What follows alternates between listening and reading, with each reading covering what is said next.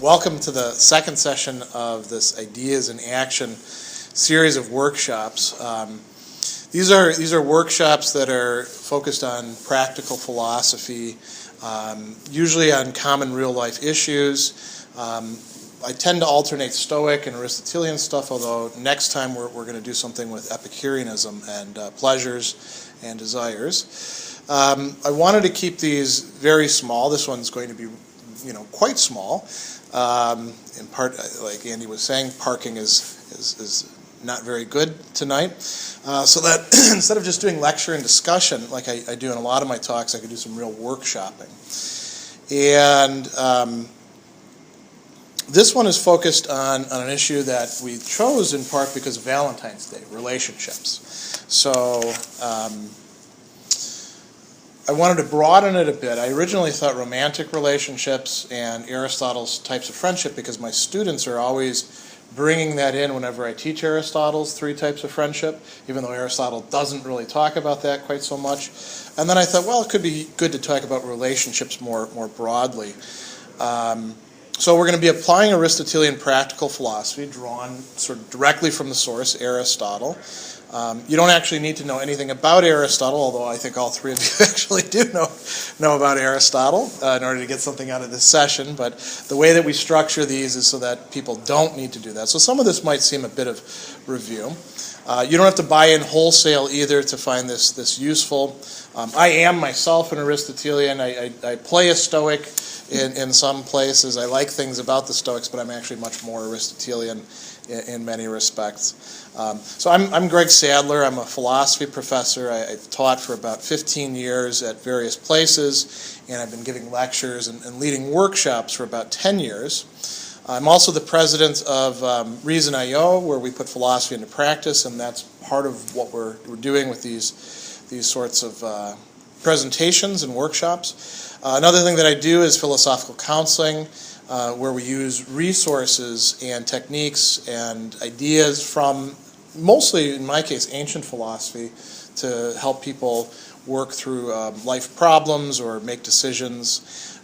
So these monthly workshops, we do these free as a public service of Reason.io, and we record them so that my viewers and subscribers can participate in a somewhat limited way through the comments on YouTube. So what we're going to do in this section, or this session, is more or less corresponding to that big bubble thing with the notes that I've given you. We're going to start with sort of a sense of the background or current situation. I always like to get the feel of the room. In this case about relationships and about Aristotle. I'm going to do a little bit of lecture talking about some Aristotelian, the philosophical tradition, some of the key points about it. We'll discuss some of the problems and questions and dilemmas that we encounter when we think about relationships, ranging from family relationships to romantic relationships to things that we encounter in groups or on the job. We're going to do some Q&A here and there. I've got it breaking it up here and there with that. And we'll also do some workshopping. We've got two worksheets that I've created just so we can use those for points of reference. And these are things that you could take home if you want and fill out at your leisure or scribble out and revise, whatever you want to do with them. The other things I do want to talk about is what enjoying the highest kind of friendship requires, and some of the pitfalls that people commonly end up in by mixing up different kinds of friendships. And then I want to bring things to a close in conflict by talking about conflict in relationships and where Aristotle sees that from, how Aristotle sees that coming out of mixing up these different sorts of relationships. So let's actually start with the Aristotle part. I think all of you can say that you've read Aristotle, you understand Aristotle fairly well, right? Enough. Yeah, and this is I think some parts of Aristotle are really hard to make sense of. People have to read the categories when they're starting out, and they're like, "What the hell is this stuff? I don't know what this is." The metaphysics is rather difficult, admittedly. The ethics is fairly straightforward. The sections on friendship seem really straightforward, so that's good. What about relationships? Let me ask you this and be as honest as possible. How many of you would say that you're really happy overall with the current condition and status of all of your relationships? Yeah? I would say well enough. Every one of your relationships across the board? Family, No. co-workers? No. No. Okay. How many of you would say you're extremely dissatisfied? Anybody? No. That's good. If you did, you'd be a miserable person. Because relationships are very important. What about, would you say 75% of your relationships are on a good footing? You have an idea about where they're going, or yeah? So everybody knows 80 maybe? That's very good. Because it's easy to have one relationship going well and then have another one go south. Sometimes that'll put strain on the first relationship. There's kind of a cascading effect sometimes. Here's a couple other things. If you were put on the spot, how many friends, however you want to define friends, how many friends would you say that you have? Would you say less than 10? Or less than 50? What do you think? What would you say? I think it's how we define friends. I mean, there's maybe a handful of people that I'm very, very close to. Okay. And then a much larger circle that I am friendly with and would consider to be a friendly acquaintance and maybe even a friend, but they're not the people that would help me move, for example, or that's kind of a good that test, I'd call isn't it? if something bad happened. Yeah. Yeah. Who will actually show up if they promise to move?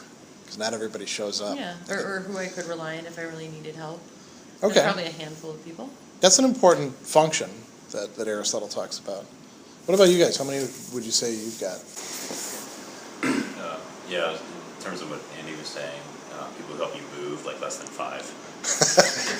Yeah, really.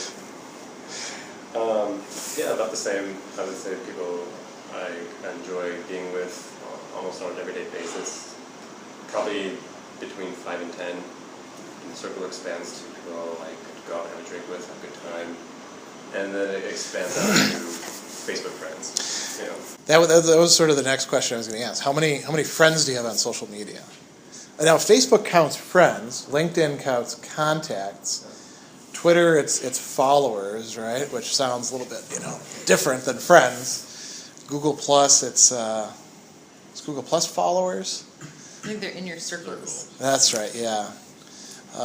What's Instagram? You use Instagram. I don't. You follow on Instagram. Okay, so it's mostly Facebook. That's friends, right? That uses the language of friends. Mm-hmm. How many Facebook friends do you have? I don't know. You got a lot. A couple thousand. Yeah. But that includes, it includes people I met in universities, so they're not necessarily people I'm still in touch with, but people I know. Yeah. Or taught, How many do you guys have? 250. Okay. About in the 200s, yeah. Well, you guys have less than I do, and I thought I had relatively few. I've got about 400 or so, But a lot of them are people that I got back in touch with because I went to high school with them or elementary school or whatever. Yeah. So it's a good thing to think about. Are these really friends in any sort of sense or not? And that's something we'll, I think, maybe close with at the end. So I'm going to go over the very basic points about Aristotle and the Aristotelian tradition, not because you guys don't know this already, but just for my viewers. Aristotle, is a student of Plato, eventually forms his own distinctive approach and philosophical school, and it becomes one of the great schools of ancient philosophy, the Lyceum or the Peripatetic school. And there's a strong emphasis on both empirical observation and on doing dialectical philosophy, meaning taking in what other people have to say and then seeing whether there's anything to it or not, critically sifting it, trying to form it together into an overall comprehensive account. And overall, I think you can say that Aristotle's a systematic philosopher. There's parts that may not fit together that well, but for the most part, it's a coherent system.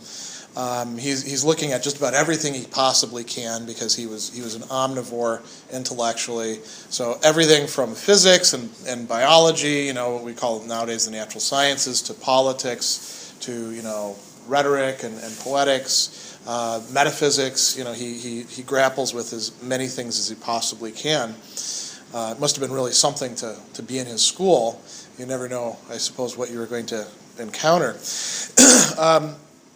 His discussions of friendship and the range of relationships that are involved there are situated primarily in terms of ethics. There is some discussion of it in other works like the Rhetoric or in the Topics or in the Politics, but it's primarily in the two ethics that we're looking at.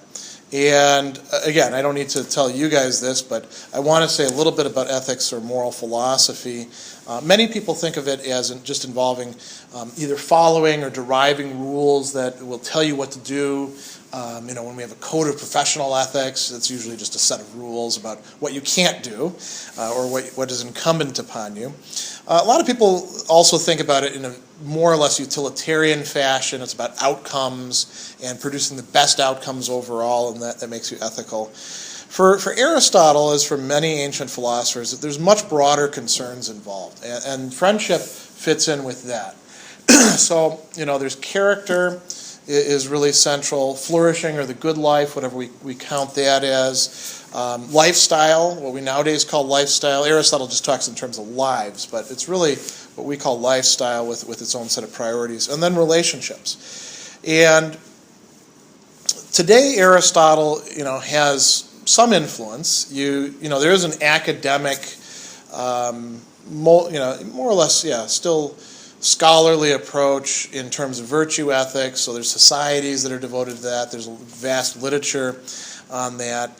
Many of those people do focus on practice. I know, for example, some Aristotelians who work in business ethics and do some excellent work in there. Some even write about things like circuses, right? Because they have a background in that. But there's also it's not quite so big or evident as the sort of neo-Epicurean movement or the neo-Stoic movement, where people come right out and say we're neo-Stoics or neo-Epicureans. But there are a lot of neo-Aristotelians with a sort of lowercase a out there. There's a lot of people talking about character education, about the virtues. Sometimes what they say gets Aristotle wrong, or waters it down a little bit too much, but you can see that there's a lot of interest in this sort of thing. So I think it's a very useful approach. What we're going to focus on here comes mostly just from the two ethics, the Nicomachean ethics and the Eudemian ethics, both of which have to tell us interesting things about the nature of friendship. Or better said, philia, because philia doesn't just mean friendship in the sense that we think of. It encompasses a whole range of relationships. So let's think about common problems or issues arising from relationships. Let's take Valentine's Day, since that just passed. It's a very concrete starting point. What sort of issues arise from that holiday for people? You never have bad Valentine's Days, but I'm sure you've had some in the past. What went wrong? Wait, you didn't put me on the spot or anything. I'm just joking around because Well, actually, no. I mean, the Valentine's Day was the day that my grandfather died. Actually, Oh, so yeah. yeah. I mean, it's a bittersweet day for me anyway because he was very important to me. So Yeah. yeah, but of course I don't have bad Valentine's Days now. Valentine. Yeah. I mean, this is I know. weird. I'm joking. No, I'm just joking around Yeah. with you because Yeah. But I could think of all sorts of things that typically go wrong. Somebody doesn't do what they're supposed to do, and now the relationship gets called into question, and you don't really care about me. how do you know if somebody cares about you? You have to figure out the right kind of gift, or maybe there's not a gift involved, and a card should be involved, or flowers of some sort. The prices for everything gets jacked up on Valentine's Day because they know that people are going to be buying things at the last minute. What are other issues that come up with Valentine's Day? That's if you've got a relationship. I was thinking if you're single, Yeah. you know, There's pressure. yeah, like to find a significant other, or you feel like a sense of loneliness, like you're being left out or something. Yeah. If you're in a relationship, there's also this expectation you have to follow certain protocol. You have to go out to a nice restaurant, you have to dress up in a fancy way somewhat. You got to get the right type of gift, and it's got to be a specific gift for that specific holiday. Yeah. It's pressured on both sides, I think. Yeah. Valentine's Day is just sort of a day when the fault lines in relationships become evident. It's one way you could think about it. What about broader issues? What are issues you see coming up? Sort of just relationships in general. What are things that you have always thought were weird or paradoxical or puzzling? Well, you mentioned social media, and I think probably all of us could relate to the idea that there's a series of expectations that go with social media. Like there's a whole kind of set of rules and unwritten assumptions about, allegiances and loyalties and, not liking something. I mean, I overheard someone having coffee when I was working out at the Hudson just the other day, and someone was very upset because they had posted something and someone else hadn't liked it, and that became a barometer for their, engagement or support of that decision. And that's just, that's a whole different set of complications and expectations that I don't think, we certainly didn't have that. Being friends with someone meant you could go to their house and ring their doorbell and they'd come out to play at one point, right? Yeah. Now it's like everything is very... Well, it's 24/7 now prescriptive. with social media. And what you can or can't do. I'll admit that one of the things I did for Facebook, and I do this with other social media, is I turned my birthday thing off, so nobody can know when my birthday is, because then I don't have to respond to happy birthday stuff, and it gets me off the hook of having to wish anybody a happy birthday. Some people think that that's not a good thing, but I see it as a good thing, and it's one of those great examples of where I might be alienating some people by not wishing them happy birthday.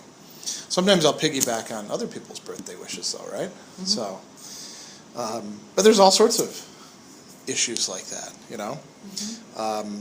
I wrote down a whole bunch of things that I've found puzzling in the past, and I know other people do, and these are all things that Aristotle can respond to. Who really is a friend and who isn't?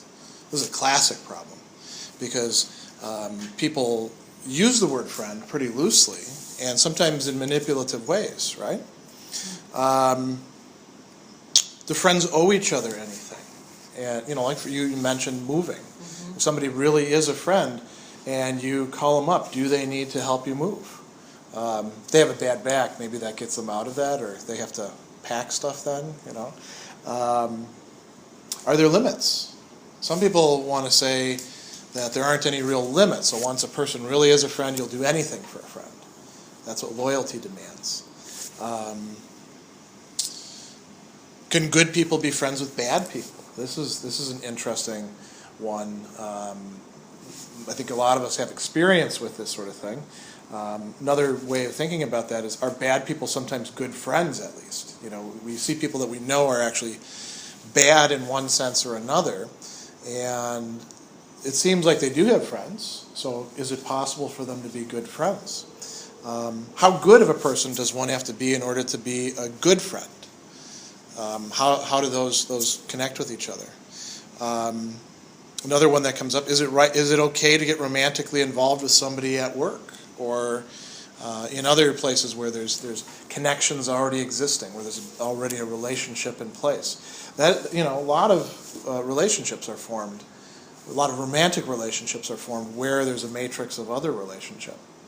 Some of the other things I put down was, the friend zone. phenomenon, or the frenemy phenomenon. Aristotle, of course, doesn't talk about that, but I think that he could talk about it in interesting ways. So, a few general points about Aristotle's theory of friendship or relationships. So I think that one of the things that we have to keep in mind is that we have to do a little bit of translation work when we're dealing with Aristotle. Just in part because he's writing in a different culture a long time ago. There's some assumptions that are rooted in culture that we might no longer agree with. So framing marriage, for example, primarily in terms of the useful. It's interesting because we often make mistakes in romantic relationships by thinking a romantic relationship automatically has to bear the brunt of being everything that Aristotle calls full friendship. Aristotle didn't think that. He thought that romantic or erotic relationships were mainly about pleasure. And, the sort of lasting, lifelong relationship between husband and wife was more about utility or benefits or usefulness, filling in the gaps, and less about sexual desire or romance or anything like that. We might not agree with that. He also has a very heavy stress on living together in the same physical space, and I don't think that we necessarily need to think of our close friends as living right on top of us. Especially since we have social, not just social media, but we have the capacity through Skype and things like that to connect with people. Let's start with relationships. So when things are going well, it seems like there aren't any real practical problems posed. As a matter of fact, people don't want to think about problems with relationships when things are going well, precisely because makes them feel good. When things aren't going well, then we tend to be posed with all sorts of practical problems. And the biggest problem is being resourceless, not having some distinctions or concepts by which we can figure things out, because our culture doesn't do a great job in guiding us with that. So if we had a better or fuller understanding of relationships, if we understood what's going on and what has gone on or what's possible or probable and what decisions would be good to make, then I think a lot of things become a lot easier. And Aristotle can help us with that. So Aristotle begins his discussions by, as I said, he's a dialectical thinker. So he begins by noting what other people say about the topic. And people were as confused about relationships back then as they are today. As a matter of fact, maybe even more so, even though things were a bit simpler back then. So he notes some puzzles or problems that are arising in his own time. One of the classic ones was, is it primarily about similarity, or is it about difference? Is it opposites attract, or birds of a feather, as we say, right? Which is the basis for friendship? Another problem is, can one be friends with many people in any real sense?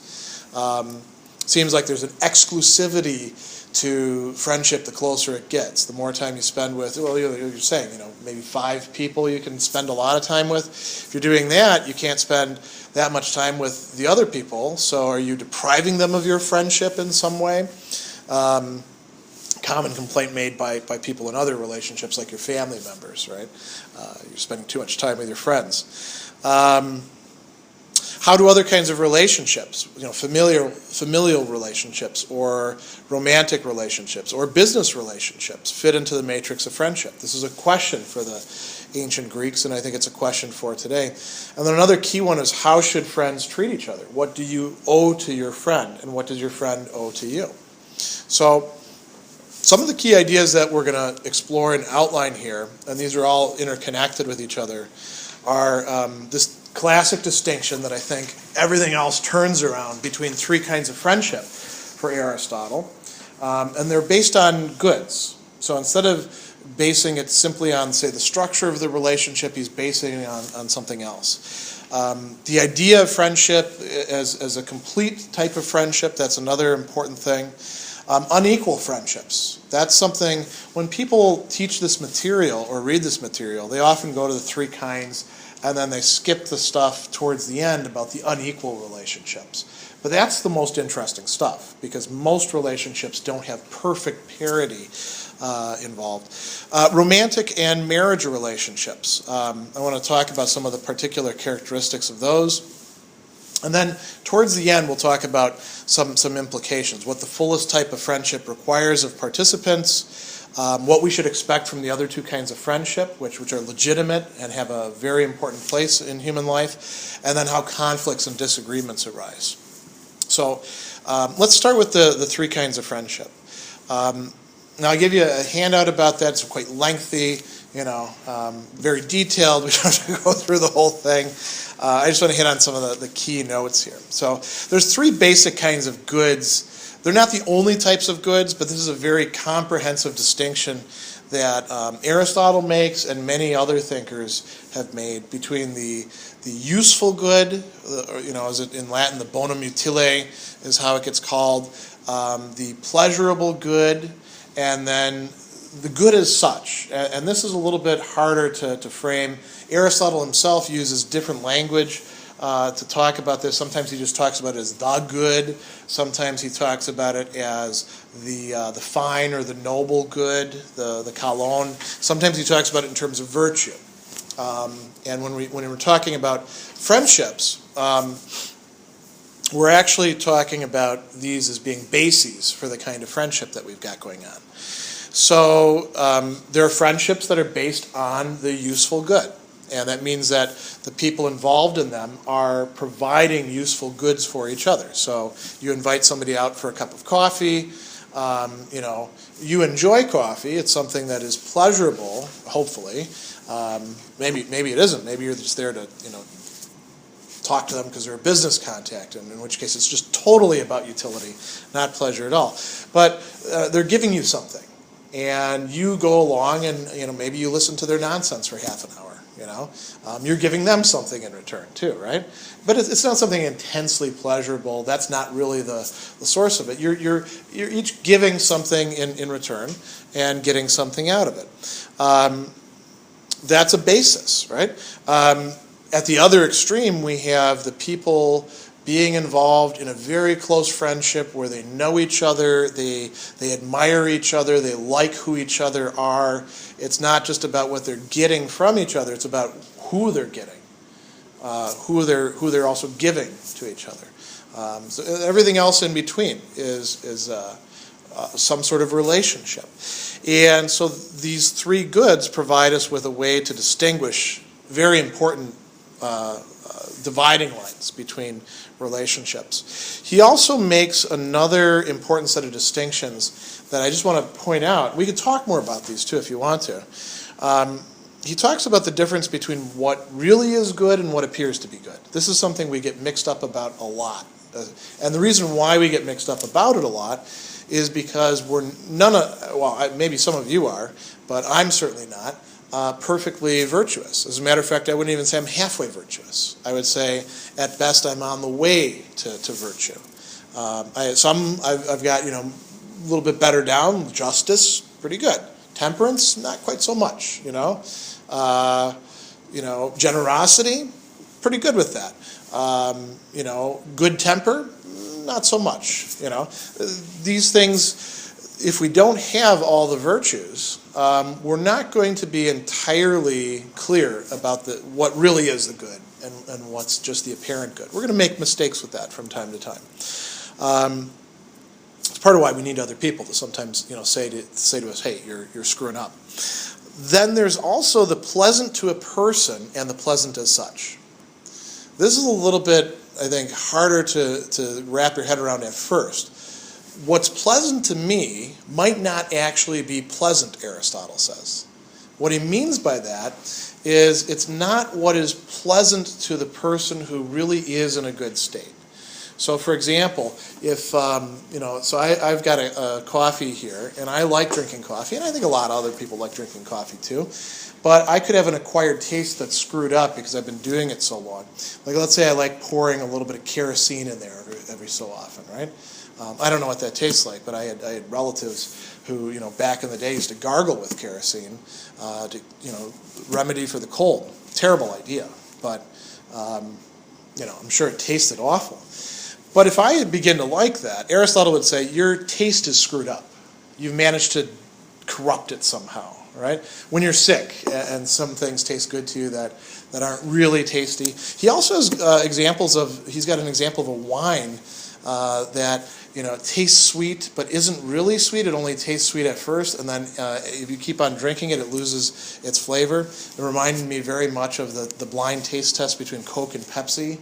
I don't know if you guys know about this. So Pepsi wins if it's just like a thimbleful, because Pepsi is very sweet. If you have to drink an entire can, Pepsi loses to Coke or to RC, because people don't like that sweetness, time after time after time. It's sort of along the lines of what Aristotle's talking about, but now not just in terms of taste, but think about the entire range of what we enjoy, right? There's also, he says, what really is useful and what is useful to a person. So a good example of this would be somebody who is an alcoholic. It's useful to them to do what they need to do to get a drink, but it's not really useful as such. It's useful in the particular circumstances that they're in, but it's not the useful as such. So these are good distinctions to make. And insofar as we're not entirely good, just like with the apparent good and the real good, we can get mixed up about these things, and we often do. Now, let's talk about the idea of friendship in its full sense, and I'll give you another handout about that. And this one I actually do want to refer to, because there's all these different interesting points that Aristotle stresses. So this gives us the sort of outline of what a genuine friendship would have to include. So to begin with, this is sort of the absolute fog of mirror kind of baseline. Friendship is personal. If I say that I'm friends with Siri on my iPhone, Aristotle would say you're nuts. You're not friends with Siri. Siri is not a person. What about pets or things like that? I would say insofar as we treat them as having personality, maybe we can have friendly relations with them. So probably the higher animals, it makes more sense to talk about that. It probably doesn't make sense to talk about being friends with your pet tarantula, because it's so different. I'm probably going to get some comment from somebody on YouTube who's very attached to their tarantula. Now, the other thing, now we start getting into the personal. Friendship involves wishing good for the other. If you don't have that, in some sense, even if it's just wishing good for them so they can do something good for you, there isn't a friendship there. In its fuller sense, friendship involves mutual wishing good for the other. There's an interplay back and forth. We not only wish good for the other's sake, they do that in return to us. He also thinks it's important that friends realize that they are friends. And that may sound a little weird. How could you be friends with somebody but not actually know that you're friends? Can you think of cases where this could happen? Well, he says people could wish well to each other but not actually realize it. They might even think that they're enemies, but wish well to each other. These sort of things happen every once in a while. Friendship is based on having something in common. Now, that something in common could be a set of needs, as it often is in friendships of the useful. Or it could be, as substantive as a totally articulate view of the good life that you're trying to realize together. It could be anything in between. It could be blogging, you chat about blogging, you start to become friends with somebody. It could be, maybe somebody has a passion for ties. I know a guy who actually cares about ties quite a bit because he puts it on his Facebook, Bought a new set of ties today. I don't get that myself, but he's really, really into it, and I'm sure he's got friends who are super into it as well. Friendship involves a shared life and time. This is a really interesting one. So, does it make sense to talk about having long-lost friends? From Aristotle's perspective, maybe those people aren't really friends in the full sense. If you haven't been engaging with them. if you haven't been interacting with them. He thinks that you have to spend time with each other. Now, I think that we could do this virtually. I think that in our own time, it's a lot easier to do this, great. Can you mind if I use our beginning of our relationship? We had an epistolary relationship. We met in high school. We met in high school, worked together in the 90s without realizing who each other were, and then connected on Facebook, started writing back and forth to each other until Facebook blocked us because we were writing too many words. Andy created a blog. We wrote back and forth with that and used Google Chat, and had decided to get married before we'd actually spoken on the phone, because we were able to do an epistolary relationship. Now, from Aristotle's perspective, strictly speaking, that probably was, a bit irrational. Probably irrational to most people. Yeah. You're right. Yeah. Even I think it's a little silly sometimes, and Yeah. I've been married 5 years. But it's an example of how one can, in fact, do a lot of these things without being in the same place at the same time. So I think the point is to get to know all of these things. Yes, We were able that's to the fully key. explore all of these features. And so it's not so much that, we weren't in the same It place helped that at we the had a same common time. basis too, being from the same place. Right, right. Yeah. So it's a little different, but, the features were present before we made any... Yeah. Now, feature 7, deliberate choice. This term proairesis is one that Aristotle uses. It's one also that Stoics use in a somewhat different way. But it's very important, because the proairesis is really at the core of the person. It can mean the individual choice that a person makes, choosing one thing over another, like choosing coffee over water. But it also refers to how you orient yourself in general. So virtues and vices, good and bad habits are matters of your proairesis. You form your proairesis through what you do, and your proairesis also feeds into what you do. So there's a sort of feedback relationship there. And he says that friendship has to have some component of this, at least in its full sense. He'll actually talk about sharing the same perceptions, sharing the same choices. That's essential to friendship. This is part of what breaks friendships up too. When people make a bad choice, stick to it. Their friend says, "Look, I can't go along with you on that. I'm trying to bend as much as possible, but at a certain point, I have to let you go." Friendship itself is a proairesis as well, or is a matter of proairesis. The last one is really interesting. Friendship involves not only sharing joys, but sorrows. Aristotle will talk about sharing in pains or sorrows. Friends, are the people who are there for you, not just to do things, but also to listen to your nonsense after a breakup. And tell you that there's other fish in the ocean, and that he or she is a jerk, and you could do better, and all those sorts of things, right? That's Aristotle, I think, could get behind that. Friends also should be rejoicing. This is where, say, a friend is different than a frenemy, right? The frenemy is somebody who puts on the front of being a friend, but secretly is dying a little bit inside every time that you succeed, every time that you advance. They're trying to bring you down. That would be a fundamental difference there. A couple other important points. It's possible, even much of the time, for people to want to be friends with each other without actually being friends with that person. We see this happen a lot of the time, especially because time is a commodity that we never have enough of. So there's lots of people who you say, I'd really like to get to know that person, and there aren't enough hours in the day. Either you don't have enough hours or they don't have enough. Friendships, by the way, that are based on usefulness or pleasure are not going to consistently have all these characteristics. This is just the fullest type of friendship. And in Aristotle's view, and this is something I suppose we could have a little bit of discussion about, only genuinely good people who have developed the virtues can enjoy full friendship. That might be a good point to have a little bit of discussion. Myself, I think that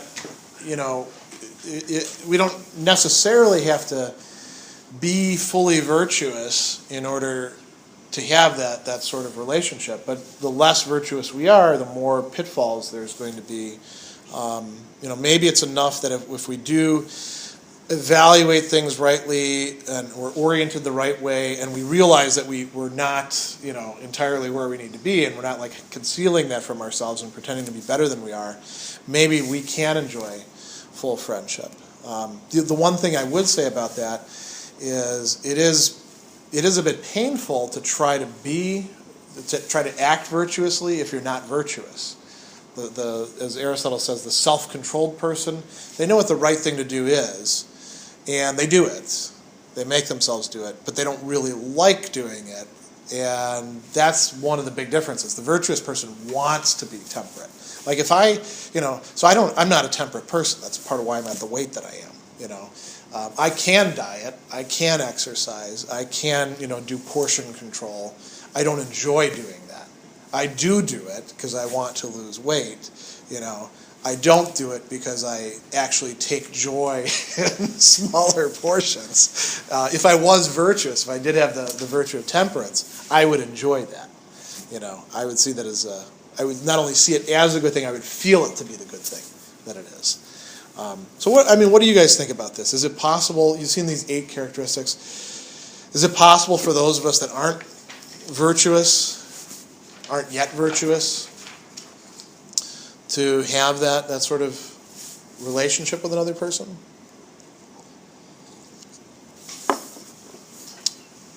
Or is, the lack of virtue going to preclude us from that?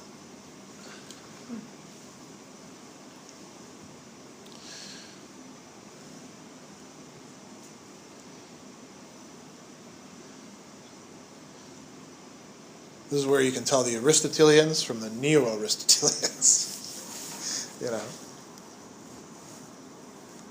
What do you think? I guess my reaction is, if we're looking strictly at these 8 features, Yeah. do you need to be virtuous? My instinct is to say no. Now I'll try to give an example, but maybe my understanding of virtue is a bit off. I'm thinking of, like, you watch on like the History Channel or A&E, like histories of like these husband-wife killers. Oh. And they're like evil people. Yeah. But like they fit every single 8 of these features. But we wouldn't describe them as virtuous at all. And yet there's somehow that reciprocity that we're talking about here. Yeah, that's an interesting example. Let's see. It involves wishing, okay, so they know they're friends. They do have something in common. They're sharing life. It does involve deliberate choice. Let's say they do share joys and sorrows. They're actually sympathetic with each other.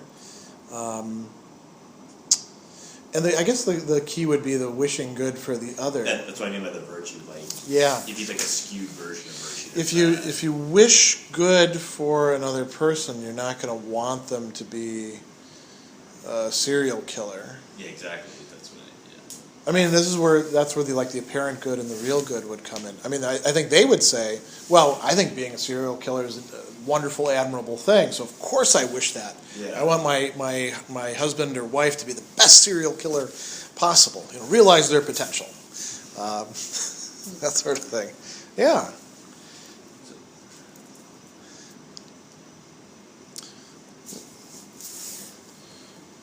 I wasn't thinking of anything quite so extreme, but yeah, it's a good example. Yeah.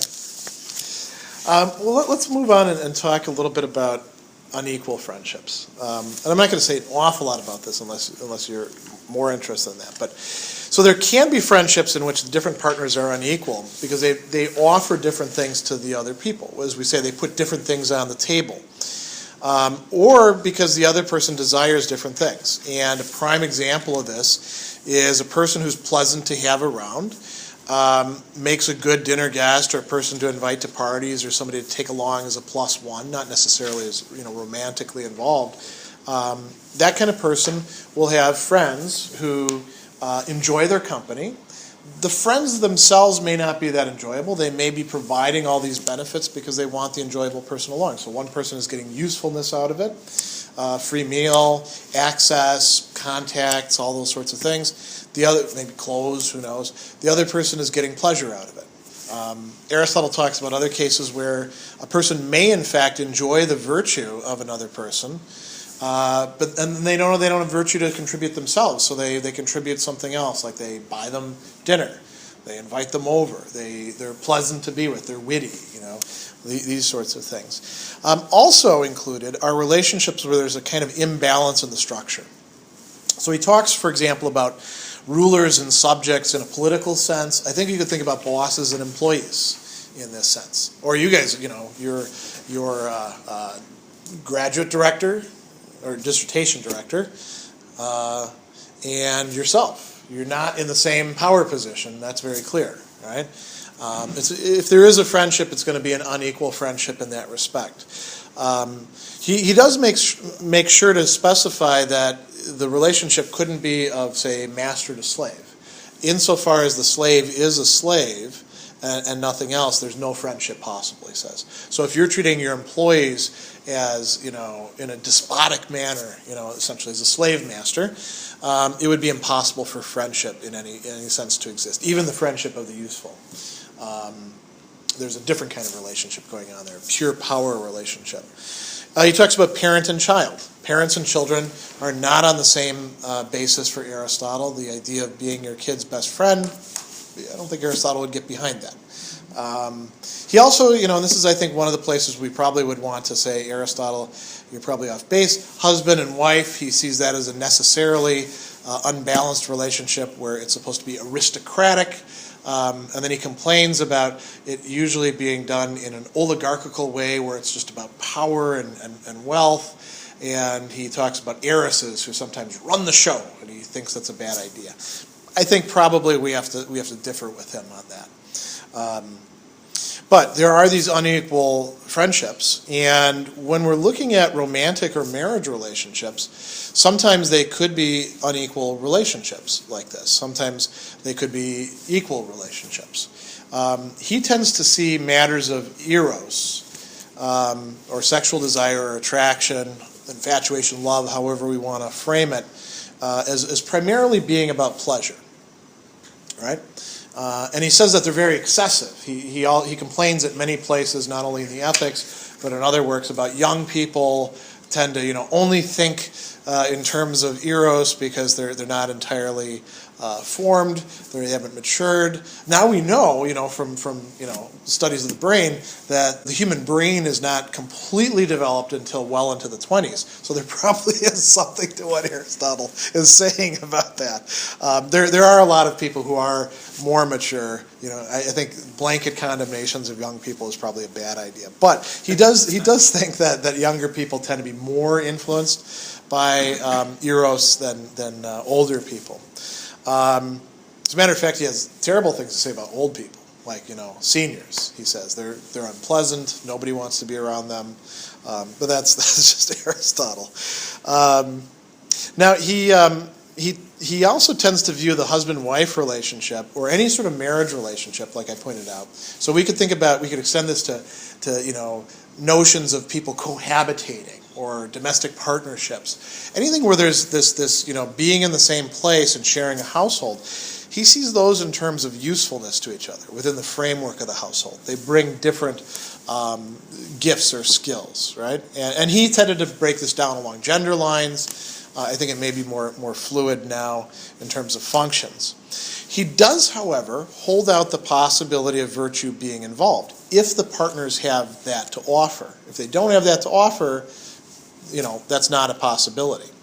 And he thinks that if there is virtue, that can even be a basis of attraction. So it doesn't necessarily have to just be about being useful to each other, or sexuality and erotic desire and romance and all that. There can also be this higher level where the people love each other or are friends with each other for their own sake because of what the other person has to bring, not just in terms of what they can provide in terms of usefulness or pleasure, but in terms of who they are at their core. He thinks that that's going to be pretty rare, though. Now, Aristotle didn't seem to think that that would be what you would look for in a spouse. In the Middle Ages, of course, that's going to change. There's a very interesting conversation that can be had about that. In our time, that's one of the prime problems that we run into.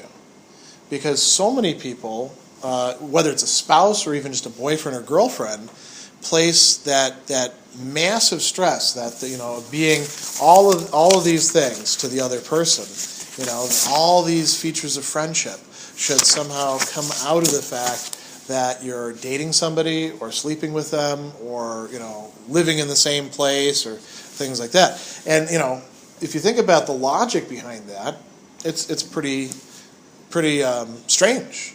The notion that it would just sort of naturally, spontaneously occur, and if it doesn't, then there's something wrong with you, or something wrong with them, or the world.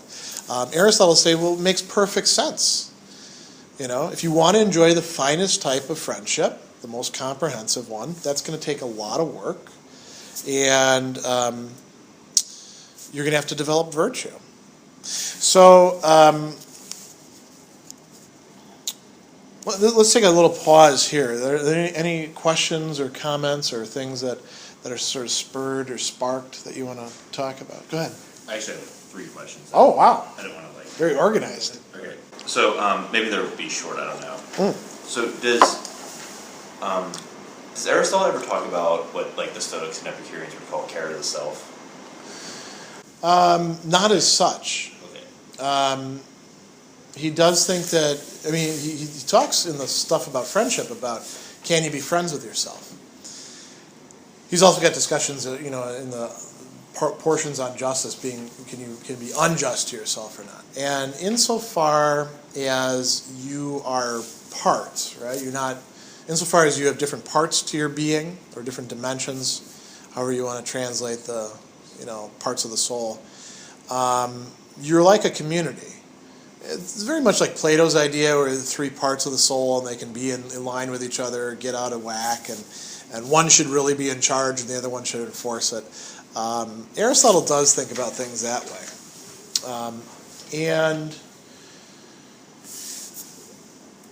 And if you wanted to read into his stuff something like what is being later on discussed as a care of the self. I think you could read it in. He's just not talking about it explicitly, And he does think too that again the Epicureans and the Stoics, they really stress this as well. You can't be fully who you are, isolated from everybody else. Your relationships with everybody else are going to play into that. You need to have friendships. Ideally, they should also include family members, but it could just be you could be an orphan and have enough friends and live the good life. So that's I think it works to say that there's something like that in Aristotle. Okay. Yeah. So I think the second question you kind of already answered. Okay. It goes in line with features 2, 3, and 5. I think one of the ways I've encountered people talking about it in 21st century language is my friends and I, we share values. I don't know. Yeah. If he would word it that way or no. Obviously not. I've never heard Aristotle use values. But yeah, he talks in terms of goods. Goods, yeah. But insofar, when we think about what it is to have values, right? That fits into what Aristotle's calling proairesis. Because your proairesis, he uses it in 3 different ways. This is sort of leading off into a different discussion. I have a paper I'm working on. I've presented before that's specifically on this. So the bottom level of proairesis just means individual choice. I chose to get this coffee. I chose to get it with chocolate and caramel in it instead of just getting a plain old latte because I wanted something sweet, right? That's an individual choice. And I chose this instead of something else, and say no coffee, right? I gave up some money in order to do that. Then there's proairesis in terms of sort of overall structures of the psyche, the soul. Virtues and vices are not just habits that are generated, but they're structures of proiresis. So you could think of that as sort of, you might say, prioritizations, right? And so when we talk about value, that's fitting into that. Aristotle also, I would like to argue, uses proiresis in a few places in an even more broad sense, similar to how the Stoics use it, where it is the core of the person. When he says that proiresis is orexis dianoetike, which means desire or affectivity that is informed by mind or intellect, and is also at the same time nous orectike, which is sort of the flip side of that, which is intellect informed by desire or mind. He's talking about the core of the person, their entire personality, and that involves values, right? Now it's interesting because that term proiresis, if we look at phenomenology of values like Max Scheler or Dietrich von Hildenbrand, and we talk about preference, that's a translation of vornehmen in the German, choosing one thing over another, and vornehmen lexically is the same thing as proiresis. Oh yeah? Yeah. Pro, in place of or ahead of. Hairesis, it's literally heirein is nehmen. They're the same action, and so it's what you set higher and what you set lower. So when we're talking about what we value, let's make it very concrete. Is it important for me to go to my kid's birthday, or should I do work instead? Doing work would be beneficial to me and could be beneficial to my kid if I think about things in the broad scheme. And kids will have lots of birthdays, right? I can come up with all sorts of justifications. But it is also important to mark that occasion and to show that I care about that person. Which gets the prioritization? That how I make those choices shows what I actually value, right? And so with friendship, this comes in, or relationships in general, this comes in all the time. How do you know who really is a friend? They show up to help you move. If they say they're going to help you move, but they don't show up to help you move because they had to, play video games instead, you know exactly where you rate. You know exactly what they value. If they even if they screw it up, do they say they're sorry and try to make it up to you, or don't they? That shows you what they value, right? There's all sorts of things. And these are usually, this is the last thing I'll say about this because I've already said a lot. These are usually over-determined. So that they can be read, these kind of decisions can be read in multiple ways, because there's a lot going on there. Because that's part of what makes human beings so interesting, is this messiness. What was your other question? You mentioned how for Aristotle, most of the time he'll use eros as about pleasure. Mm-hmm. Well, in one of my classes, we're reading Foucault's lectures on the hermeneutics of the subject. Okay. Lectures at the Collège de France, and he uses the word eros in a relationship to care of the self and philosophy. Yeah. And I asked Dr. Vanderbilt, why does he just not use philos the way the word philosophy actually uses philos, philosophy, right? Yeah. And he said, well, Foucault, something to the effect of, Foucault is thinking of eros, obviously not like in a romantic sense, but in the intense desire. Yeah. And so, he was explaining for Foucault, philosophy is a kind of erotic enterprise because you desire knowledge. Mm-hmm. And when Foucault is talking about the Epicureans and the Stoics, he'll perhaps talk about eros in the context of a relationship, not again as sexuality, but as this intense desire to know the other. So, I don't even know if I'm asking a question, I'm just making a comment, but I guess, is it fair to attribute that to Aristotle, because I'm not familiar with the academic ethics, but is it fair to attribute to Aristotle this kind of intense desire to know my friend, or is that just bracketed out of his consideration? No, he just doesn't talk about it explicitly. Yeah. But it's implicit, because how would you know how would you know the friend who you love and their virtues? It's not just like you just sit back and let it wash over you. There's friendship is an activity. It's an energeia for him. The other thing I would say about that too is the Greeks very often, there's a whole range of desire, love, attraction, friendship words that they'll often play off of. So for example, in the symposium is supposed to be about eros, but all the other love terms get thrown in there as well. And they play different roles. The Republic has this long discussion about different kinds of philia, which we translate in there as being more like eros, like Philippos, a person who loves horses, is just wild about horses. It's not that they have something in common with horses. Oh, right. They just love horses, and they'll talk about horses, bet on horses, ride horses, breed them. Somebody who's, I suppose, Philoinos is a hardcore drinker, or a connoisseur, as they often say. Aristotle is using eros in this case just to talk about the kind of relationships where somebody wants to screw somebody else, somebody wants to get involved sexually with somebody else. But you can use eros to talk about broader desire in general, like Plato did in the Symposium, saying that we all are driven by eros. By the time that we get to the 20th century, we've got somebody like Freud, and talking about libido, yet another synonym thrown in there, right? Libido is supposed to originate in sexuality in some way, but sexuality isn't just about sex, there's very mysterious connections there. And so then it can be everything. So why not just call it desire, erexis in general? And sometimes they do, And then we get the whole bunch of Freudians all doing different things with Freud, and it gets very complicated very quick.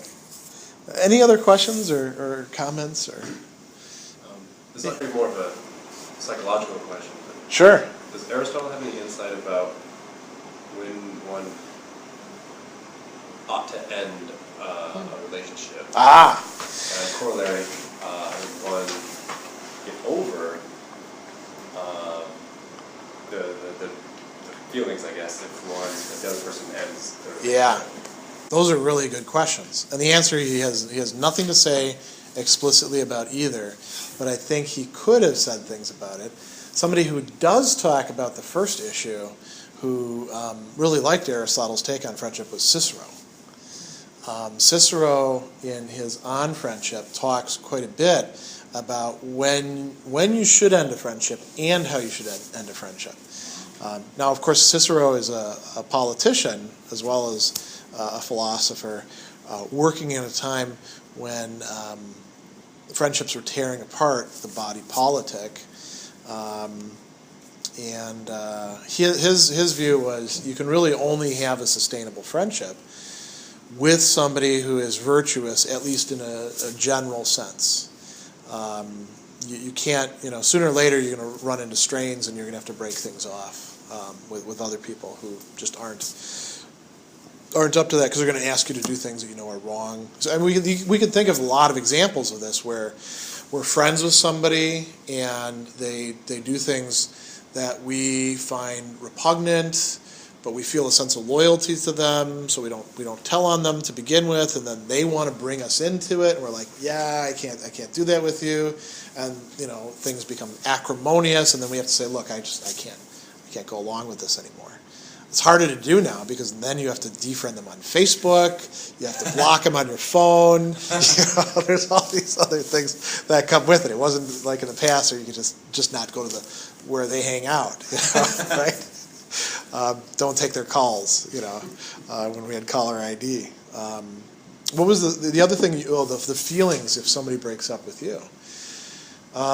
Aristotle has nothing to say about that explicitly, but I suppose what he could say would be something like, well, you would want to think to yourself about why did it break up? Is it a good thing or is it a bad thing? Or have you been deprived of something good. If you are, if they broke up with you because they said, look, I can't stand the stuff that you do, maybe that's a sign that you're vicious and you need to change, right?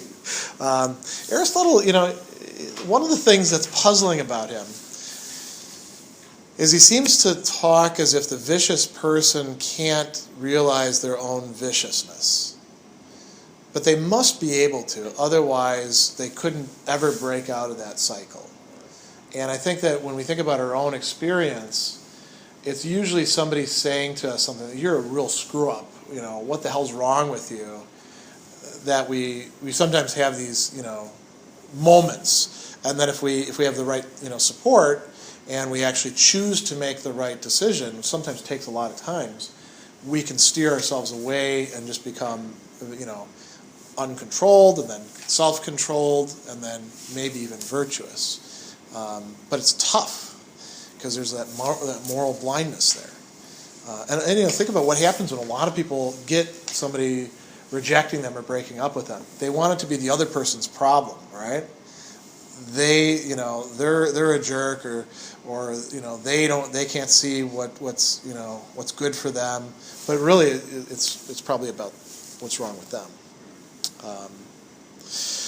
All right, so I'm actually going to, just to save a little bit of time, I'm going to skip over the two worksheets that we've got, but you're welcome to fill them out. One has to do with sort of making sense of your current web of relationships. That's worksheet 1. And I think it can be good to force yourself to have to write down who fits in where. Because our tendency in the society that we live in, unless we're very realistic with ourselves, is to want to put everybody in the great category. Yeah. But they don't all fit in there. Some people, quite frankly, we're just friends with because they're fun. We enjoy them. And there's nothing wrong with that, Aristotle thinks. Many people, the bulk of the people that we're friends with, we are friends with on the basis of usefulness. Again, Aristotle thinks there's nothing wrong with that. He thinks there is something wrong with pretending that we're friends with them on the basis of them being really, really great people who say that we're also really great people and we admire so much about ourselves. We're living in a kind of self-deception if we do that and setting ourselves up for all sorts of problems. Probably we should have fewer people in the being friends in terms of virtue category than in the other categories. Can I just one quick thing? Yeah. Sort of to your question about when it's right to end a friendship. If we know people that don't fit in any of those buckets, then we sort of have to ask ourselves why. Why are you connected with them? Yeah, because that oftentimes happens when you outgrow a friend, but you don't. You just sort of keep them because you've always been friends. And because you feel guilty in breaking it off. Yeah. And Aristotle would say... It's like a failure rather than... Yeah. Or a loss of a different level. Yeah, and sometimes people say, well, I think maybe down the line they'll change or we'll recover this. Or you're just you don't have interests in common. Again, to use a word we wouldn't use, but your values are so different that, just knowing them for... chronological history shouldn't be enough to keep them... with you, right? Yeah. Facebook is kind of a haven for that sort of stuff. Yeah.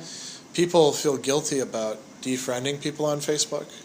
That I think Aristotle would say be ruthless in pruning your Facebook friends.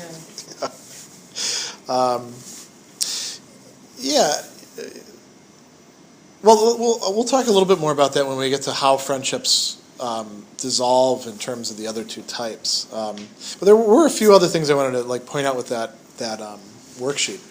One of the things is when you're doing it, think to yourself, how would these people or other people that you know, how would they place you in a worksheet like that? Where would you fit in for them? And then, you should ask about what you owe the people on that worksheet. You should owe the people in one category, the people who are useful, much less than the people who are in the, this might say the inner circle. You don't owe everybody the same thing, Aristotle would say. But we get this pushed on us by our culture that we have, if we're friends with somebody, we got to go to the limit for them, and if we don't, we're bad people. Aristotle would say that's really misguided.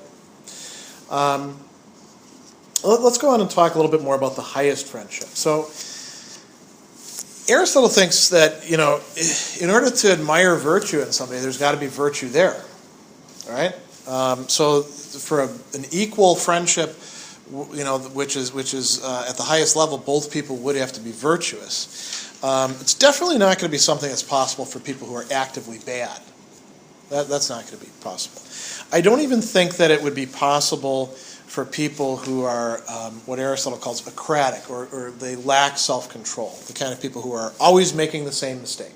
They know it's a mistake, and they keep on making it. Because, first of all, it's hard to admire somebody like that. You can love them despite them being a screw-up, but they are a screw-up. And, they're not going to get an awful lot done in terms of great things, and you can't rely on them. So even if you have, virtue developed or something like that, probably it won't be possible. If you're self-controlled, like I said before, and the other person's self-controlled, and you do recognize what the good is and you want to be better people, I think that's certainly possible. And we do admire people who want better things, even if they're not attaining them, so long as they keep making progress towards it. If they just want it and never make any progress, it's a little bit different, right? Then we don't quite believe them. But it's not going to be as enjoyable in that case, right? If you're always having to struggle against it. Aristotle thinks that the highest form of friendship shouldn't just be, loving or being friends with the person for their own sake because of what's in them. It should also be pleasurable, and it should also be useful to you. Friends who really do, love each other, care about each other, are going to do good things for each other. They are going to they are going to buy the round of drinks. They are going to help you move, right? That's an issue of usefulness. But there's going to be that higher level as well. And if they're not pleasant, you've got to ask what's going on there. If you know that if you're hanging out with somebody and you want to be associated with them because you think they're a great person, but you don't enjoy being with them, Aristotle would say there's something wrong there. Something is mixed up. He also notes that relationships like this tend not to give rise to conflicts between the people. Why not? Because they want to do the right thing in relation to each other. The other worksheet that I created for you has to do with what it would take to have that kind of relationship. Who would be your ideal person? What sort of traits would they have to have? And I think it's useful to think about that. Again, it's if you do this sort of exercise, what I've found, if you're honest with yourself, you discover things that you don't normally think about, and you put them down on paper, and now you have realizations that you really are looking for this. You really do want this. Things that you might have thought were absolutely essential, if they're not on the paper, maybe they're not that important. It is also important to think about why these appeal to you. Where we were talking before about what's really pleasant and what just is pleasant for this particular person, doing that exercise will help reveal that to you. You put it down on paper and you look at it and you're like, maybe I like the wrong kind of things sometimes. So let's talk about the other kinds of friendship now. So remember how we talked about that question that was the Greeks were really into, and we still talk about today, is it opposites attract or birds of a feather? So Aristotle says, well, it's both. It's birds of a feather for the pleasant. Pleasant people are pleasant usually in the same thing with each other. People who like to drink a lot together and joke around, that's something they have in common, right? And he says that when it comes to opposites, friendships of usefulness tend to be about opposites, but not total opposites where they would totally destroy each other, like Superman and Bizarro, or matter and antimatter. He says that they're opposites that tend towards a mean in between them, and that mean is the reciprocity of what they're giving back and forth to each other. Now, I want to stress, and I can't stress this highly enough, Aristotle says there is nothing wrong with these kinds of friendship. They're not worse because they're not the best kind of friendship. As a matter of fact, he thinks that we need to have lots and lots of friends of utility. And we should have friends that are just friends with us because we enjoy their company, but we don't think that they're great people and we don't want to get to know them in the depths of their soul or anything like that. They serve some very important purposes, bless you, in our lives. Where we often go wrong, I think, in our culture, and Aristotle thought people were going wrong in his own culture, is assuming that these kinds of friendship needed to be treated exactly as we do the full kind of friendship. So when we do that, we're causing problems for ourselves. And here's some of the ways that it happens. For a lot of people, these other two kinds of friendship, this is as good as it's going to get. If you've got somebody who's really fun to be around, but they're not a great person and they're not interested in making moral progress, that's okay. That's their choice. That's who they are. They don't have to be a paragon of virtue in order for you to enjoy them. If you expect them to become that so that you can have this highest form of friendship with them, you're probably going to be disappointed, and you're not going to be pleasant for them. You're going to be an annoying pest for them. Friendships in terms of virtue are hard to come by, and they take time to develop. They can develop out of the lower kinds of friendship, but it's very hard to predict if that's going to happen or not. Sometimes people get trapped by their own failure to distinguish between these. So they think that they have to treat everybody with the same sort of absolute loyalty as they would the best friend. Other people manipulate, people who have that viewpoint on that basis. It makes you very easy to steer into things. If you know that somebody is prone to this excessive, blind, almost loyalty, it makes it very easy to get them to do things that aren't good for them. These kinds of friendship, Aristotle says, they last as long as their basis lasts. So the pleasant, if the people aren't getting pleasure out of what was originally a pleasurable relationship, that relationship ends. Aristotle says that's natural. That makes sense. So if we think about, the hookup culture, for example. The hookup culture is essentially about pleasure, right? It might be about utility if somebody's, wanting to get gifts or things like that, or advancement or opportunities, but it's primarily about pleasure. And if people are getting into these relationships and the relationships aren't very long lasting because they don't enjoy each other's company genuinely, but just enjoy having sex with each other once in a while, Aristotle doesn't think that's a good thing in particular. It's probably not great for society, but it's better than trying to take that and make that into a marriage or, some sort of lasting, cohabitating friendship where the people have to pretend like they really enjoy each other's company all the time. Or think that, the projects that they care about the most really matter to each other. Go ahead. Well, couldn't you extend that also, like if you work in perhaps you work in a large office and there's the three people that you really enjoy having lunch with? Yeah. But, to make social plans with them outside of work would be silly because it's not, it's extending it in some other way. I mean, to me that all sounds a little like mill and utility and higher and lower pleasures. Yeah. I'd have to think about that a bit.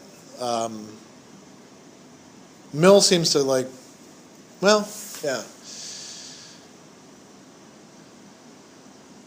Mill certainly places conversation as a higher pleasure than, say, having sex. Having sex is basically on the same level as eating for him, which is not very high at all. I don't think Mill knew a lot of chefs. He might have put it eating a little bit higher. But the notion of these are my office friends, and this context, They're pleasurable, works. but only within their context, and so they serve a utility. They may not even be pleasurable in another context. Right. No, they're about pleasure. You're not getting something out of them that's useful for something else. Yeah. You're just getting pleasure out of them. But it's a limited thing. Yeah, and to think that just because they're pleasant to you, that you're actually going to get something useful out of them would be a mistake as well. Yeah. But people do this sort of thing. And it's a little bit counterproductive to insist that relationships last longer than their basis does. He also says these kinds of friendship, they're not about the person as such. So they don't need to be about the person as such. So you don't have to pretend like the person who is doing something useful for you is your best friend forever, that you want to gaze into their soul and connect up with forever. That'd be a little bit weird for Aristotle. And if they want to do that with you, that's a little weird too, right? That's probably a red flag. He also talks, at least the stuff that he's talking about would fit in with some of the problems that come up with other relationships. When people talk about being best friends forever when they're in grade school or in college, that's probably the worst time to pick. When you're in your 40s, maybe when you've got half your life lived and half your life still left to go, maybe if you don't get hit by the bus, that would be when you actually would be able to decide somebody's going to be best friends forever because you've weathered enough stuff. But we see people making these sorts of decisions and then making themselves miserable by trying to stick to them when the relationship doesn't really admit that. Romantic relationships. Many romantic relationships are not really meant to be. The people are not, they're compatible in the sense that they can enjoy each other's company, they can watch a show, they can, perform sexual activities in ways that are pleasurable for each other because it tends to be pleasurable in general. Maybe they like the same music or something like that for a while. But that's not enough to make a lasting, deep, intimate friendship. That sort of stuff can't sustain that weight. So Aristotle would say, I think, that it makes sense for younger people not to make promises about forever. Maybe some people don't actually need to think about relationships forever, except in terms of the one friend that they want to have for good, or 5 friends, or things like that. Or they decide, I want my marriage to be one of those places, or my partnership or whatever. There's also a lot of other expectations that people have about family that we haven't talked about. People think that families should always be close. I'm fortunate in that I'm in a big enough family where not everybody has to be close to each other because you couldn't be, and so you don't have to actually like everybody. Not everybody likes everybody, and we're okay with that because you can always find somebody that you like and who likes you. But a lot of people feel as if you're related to somebody, you have to find some way to really like them in the depths of their being. And Aristotle would say, no, some people are unpleasant, and some people are really drags on you. Maybe it's okay not to have a very close connection after a while. Maybe it's okay for people to grow apart. And if they want to come back together, there has to be a basis for that. Another thing I thought about with respect to this, organizations try to inculcate this, we're all a big happy family, we're all friends, we're all on the same team. And business organizations are fundamentally about utility. They're about usefulness. You occupy the slot that you're in so long as you are more profitable to employ than to fire. And to expect that people should have this affective relationship with their coworkers, with their boss, with the company as a whole, I think is very, very exploitative and from an Aristotelian perspective, wrong to try to do. We should also think about our social media friends and connections in this. Perhaps it's okay to defriend people. LinkedIn is a great example. People even feel guilty about severing contacts on LinkedIn. LinkedIn is explicitly about business contacts and people being able to do things for other people. So if you've got somebody on LinkedIn and they haven't logged in for a year, it's okay to cut them loose, But people still feel bad about this because there's that friendship aura, we might say. So let's talk last about conflicts and other problems. Bless you. So why do conflicts arise in relationships? So you're talking about values. That's a good example. That's that's one of the places where you get a lot of, if you have incompatible values and you're stuck in the same place in a relationship with somebody, those are going to come to light sooner or later. You know, election years are good for that. Like right now. Conflicts most often arise in friendships of usefulness, Aristotle says, and unequal friendships. One exception to this is erotic relationships, he says. And he's talking about cases where one person is doing the pursuing and the other person is the pursued. They behave like people in a utility relationship where both are trying to get a little bit more out of the relationship than the other one and accuse the other one of not putting in enough. In the case of lovers, it's very often, well, you don't do enough for me, you don't show me you love me, you should, do this or do that or do that. Their lover over there does that, but you don't do that for me, is how it comes up. Usefulness, it makes sense. Each person tends to think they're getting less than they ought to or could be getting from the other. Bad people can be useful to each other or to non-bad people, but when you mix a bad person into a relationship, it's asking for trouble, Aristotle says, because either they just cause conflicts right off the bat, or they themselves are in conflict with themselves. They have trouble remaining consistent and constant in what they do desire. So if you get involved with somebody who's a real mess, you're going to have a hard time remaining friends with them. There's going to be conflict arising. And Aristotle would say it's you could say, well, I'll just accommodate myself to them, and some people would see that as a good thing. Aristotle would say that's a bad thing. That's bad for you. That's going to the care of the self. Aristotle would say you need to make sure that you're actually being taken care of in the friend relationship. The frenemy relationship kind of fits into there too, right? Because what's going on when somebody's a frenemy? There's always conflict, but it's being done in a way that conceals the conflict, right? People say biting things and then sort of say they're just joking, or they're envious of your successes. They laugh at your failures and then say they're commiserating with you. Sometimes set you up for failure. You can have frenemies that are actually in the relationship together where each one is the frenemy of the other one, and it's almost like a rivalry. And you wonder why they're actually friends at all. Well, Aristotle would say they're not friends. They are enemies, they're just concealing it from each other. There's a conflict right there. There's all sorts of other reasons why conflicts arise, but I tend to think that a lot of it comes from putting too much stress on relationships that just aren't made to bear that kind of stress. If we think that everybody who I'm friends with has to be my soulmate, or everybody that I date has to be my soulmate, that's a problem, because they can't all be that. I know who mine is, but... Oh, very nice. Yeah. It'd be awkward if you didn't get that point. I know who mine is, and by the way... I'm waiting for not that you. person. Yeah. No. I did a video about soulmates a long time ago. Remember? Yeah.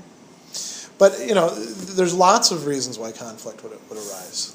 And I think Aristotle gives us a good sense about how we can see them coming up ahead. If we understand our relationships, how we could... He doesn't tell us about how to get over the conflict. Maybe find another friend who we can commiserate with. You know what, it strikes me that the only friendship then that actually expires, really, in some sense, is the friendship of utility. Because a friendship of desire, well, pleasure. that can fizzle, or pleasure. Yeah, people get bored with each other. Sure, but, yeah. I think about this, aging. People get involved in romantic relationships, and they're young, and they're both attracted to each other. They age. Could be the guy, could be the woman who is no longer attracted to the partner. I think part of the attraction, part of the pleasure is having the other person attracted to you. Aristotle does talk about that. Yeah. And so when that is gone, now the basis for the relationship is effectively ended. Unless they've managed to move beyond that to caring about each other for their own sake because there is something genuinely admirable in there. I mean, Aristotle is very different than, say, Christian thinkers who would say, your spouse could be a dirtbag, love your spouse anyway, find something lovable in them, love them despite their dirtbaggedness. Aristotle would say, well, if your spouse is a bad person, you're not going to love them for that. That's, you have to be realistic about that. So if you can't move that way, or at least move to finding it more useful to be in the relationship and sustain it, Aristotle interestingly talks about children as being a way to keep a marriage together. Sure, I think people, yeah. trap one another. I think one of the things too, though, as I was thinking about was the whole issue of ressentiment and how that can become sort of the basis. Like people who are frenemies think of that as the actual good, in a way. Like they turn that into a good, right? Where it's. I mean, it's not quite pleasure at someone else's misfortune, but it's... Yeah, well, there can be, if they're directing it outwards, that's something they have in common, is being jerks to other people. Yeah. There was this great skit that I mentioned one time in Mad TV, which was this comedy show, and it's this couple played by Michael McDonald and Nicole Sullivan, I think it was, and you see them at sports matches, sitting in the bleachers, and they're just saying terrible things about everybody's kids. Like they're fat, they're slow, they're stupid, they're, all these different things, right? And then the parents will eventually turn to them and say, "Where's your kid?" And they'll say, "We don't have kids. We just come here to mock these people," and that's all. That's apparently they have in common with each other. Is that sort of like what you're talking about? Or? Kind of, I think, yeah, or commodifying resentment into something that you trick yourself into thinking is an actual good. Like the people who whisper things are oftentimes prone to having isms about those things, right? Like, I don't mean to be X, but, and then they whisper whatever it is they're about to say because they're not able to say it and claim that that's part of their belief system. Yeah. And in that same tone is the person who says, I'm not judgmental, but, yeah. right? And let's rip this person apart, yeah. right? Like, I'm not judgy, but boy, are they a bitch, or whatever. And then they go into this whole thing, and they're like, I know, you shouldn't have to put up with that. And they're two vicious people telling one another how virtuous they actually are for tolerating this other person's failures, when in fact, they're two vicious people who, given any change of dynamic, would be just as prone to be vicious toward the person they're sitting across from. Yeah. And so they've commodified it in some ways so that it becomes a utility for them. It's not just a pleasure, it's their way of sort of like... It's how they manage. It's how they manage. Okay, yeah, that would be usefulness, yeah. That would be similar to cases where you get two people who are each damaged in a similar way, like, two alcoholics. Sure, I was thinking about and they'll help each other cope, and for a while they'll go to meetings, and, they can relate to each other. Addiction with anything that you said about sex and pleasure or eros.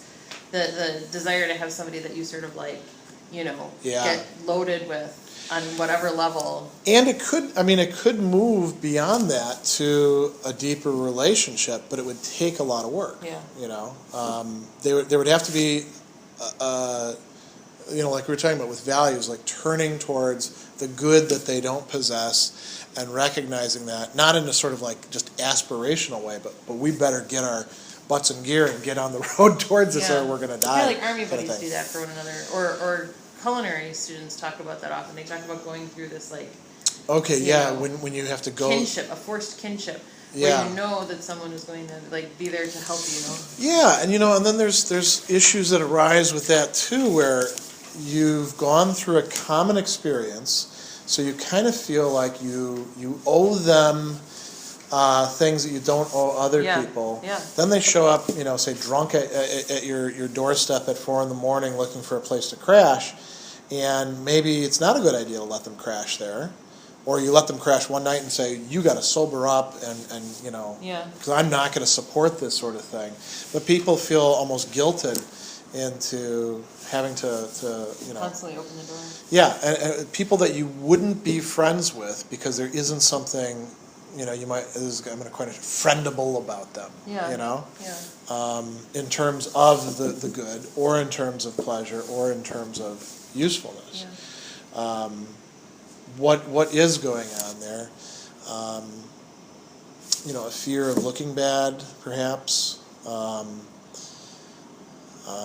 It's tough to say, but Aristotle would say that's irrational. You shouldn't do that sort of thing. I think it's very refreshing. Aristotle would say there's a lot of people that you should cut loose. Yeah. I'm going to use that from now on. Aristotle said that you should. Yeah. In evaluating a relationship, I've looked to classical philosophy. I mean, I don't want to say that this covers all the possible reasons for a friendship, but I think it is very useful stuff. Yeah. What do you guys think? I think it's very helpful. Are you ready to cut somebody off tonight, or? Well, maybe now I'm going to go through my Facebook list. I really like this whole notion of conflicts within relationships. I was thinking of, I can't remember the verbatim, but there's a line from Nietzsche where he says that the best type of friendships are when they're like your enemies. And I interpret that as they push you, they challenge you, Yeah. so that you can become better and be more creative. And Realize your potential. Right. Yeah. But I think that's a great thing, but at the same time I'm thinking, if I had a friend who just did that to me constantly, I would just get exhausted. Yeah. So I don't know where the limit is in terms of what that conflict lies and how to... So Aristotle would say that's a matter of phronesis, right? There isn't any guideline for it, but you would have to sort of think it out in the case. But Aristotle and Nietzsche aren't the same guy, Nietzsche, when he talks about however you want to conceptualize it, the primal valuation of the strong who impose things on the weak. There's the strong and the weak, right? And there's a conflict between them, but the weak are not up to it, so then they bring in resentment and they find a way to eventually chain the strong and all that. But the strong exist on a level with each other, which is not completely that of equality, but pretty close, because they're always ready, they recognize in each other something that they see as virtuous, which is the ability to impose something on others, to be masterful, right? And they'll try to master each other, but they'll be happy when they're doing it. So it's more like, friends who screw around wrestling with each other, except they'll do it with blades, or their armies or things like that. Or maybe today with derivatives and takeovers and things like that. I don't know, there's a lot to be said about that. But with Nietzsche, that whole strata of the free, the strong, the brave, they're able to have, he thinks, genuine friendships with each other. All these people down here in the mass, the herd, they can talk about friendship all they want, but they can't really have serious friendships with each other. Not even in sharing resentment with each other, because they're not fit to be friends. Aristotle could get behind some of that, I think. It's a very helpful roadmap. I think it's Oh, yeah? difficult for most people to, including myself, of course, to put into practice, because I think there's a misconception that this is a cold and calculated and too formulaic way. I mean, and a lot of Aristotle's theories seem to be read that way, right? It's like it missed the important emotional piece, by breaking things down, or even having different types of anger. Too intellectual? When it's just to be angry, when there's something wrong with you if you don't get angry. Yeah. It feels very rules-bound for a lot of people who probably could benefit from it. Yeah. The idea that perhaps the utility of certain marriages that actually began in a place of desire were to produce children that would then do whatever, and then it's good enough to let it go. Whether it's friendships or relationships. I think familial ties are different sometimes, because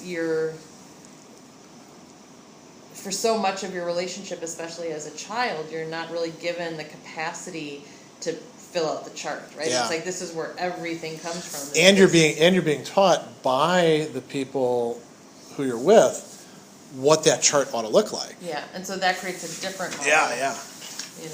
But Yeah, it's a great exercise. I think workplaces could benefit from this because it's not just friendship, like you said, it's any relationship or any association. Yeah. And if you were to look at sort of like your, the people even in your cohorts at schools or. I think it would be most useful for the people in the workplace who keep ending up on the bad end of the stick. Yeah. Because they think that everybody is not just their work friend, but is their friend. Yeah. Or the people who continuously find themselves, passed over for promotions, but everybody kind of goes to them for help. Oh, right? Those types yeah. of things. Because you're creating a bond that is it doesn't have that bidirectional arrow, right? The usefulness or the that's good. That's not a real friendship then. Yeah. Helping people to identify when they're not actually friends, yeah, that could be very useful. Yeah.